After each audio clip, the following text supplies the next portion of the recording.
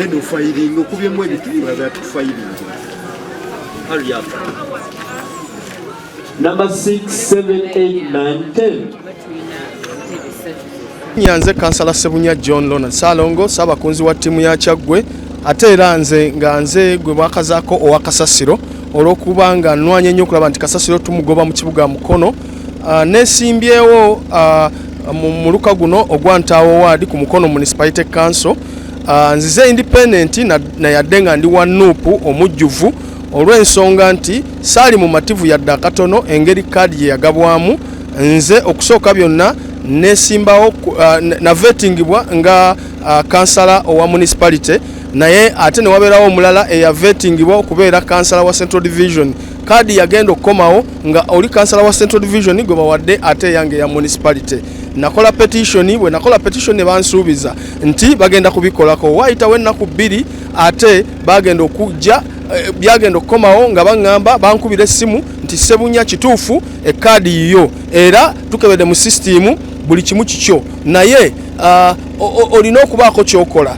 Kakati ne wayitawo ennaku 2 mba ndi mu kibuga wakati nga bankubira essimu emukono nga bankubira essimu, waliwo yankubira essimu aga njagala kukulaba.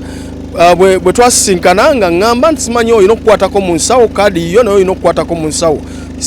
Namugamba nti ekyokukwata mu nsawo sijja kikola, nina abantu ku ground, abantu baali bamanyi kaadi nze nina ogiweebwa, naye kaadi negenda bwetyo mu ngeri eyo naye sijja kikola. Kakati mba ndi awo wayitawo ennaku endala 2 nga bagamba kaadi bagiwadde omuntu omulala atali ku ground yadde akatono. N'olwekyo obutaba mu mativu bwange bwajjira wamu n'abantu b'enkiikirira baavaayo ne bagamba Sebunya John okusinza bye tuwulidde tetusobola kukkiriza kukufiirwa ku lw'emirimu gy'otukoledde nga bannamukono. Era bwe nagenda ne mbeebuuzaako ne bagamba jangu independent yadde ng'ogenda kusigala mu kibiina kya Nuupu. N'olwekyo nsazeewo abantu boogedde eryo ddoboozi ly'abantu okubeera nti nzijanga independent era akabonero kange mupiira. N'olwekyo mbasaba bannamukono mwenna ababadde bakaaba amaziga olw'okubanga saafunye kaadi saagifunye eya Nuupu, naye kaadi gyenfunye ey'omupiira ey'abantu, maanyi g'abantu, people power. N'olwekyo nzijanga owa people power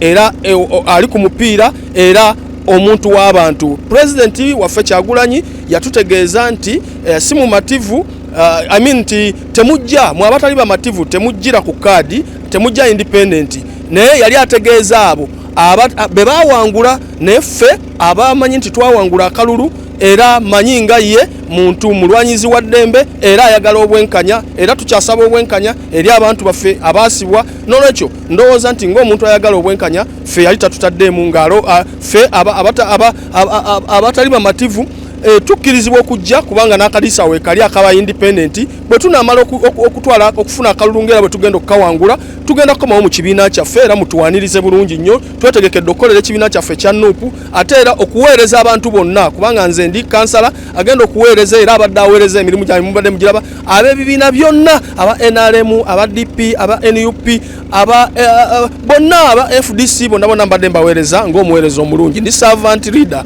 N'olwekyo era ebintu byange binneeyogerera.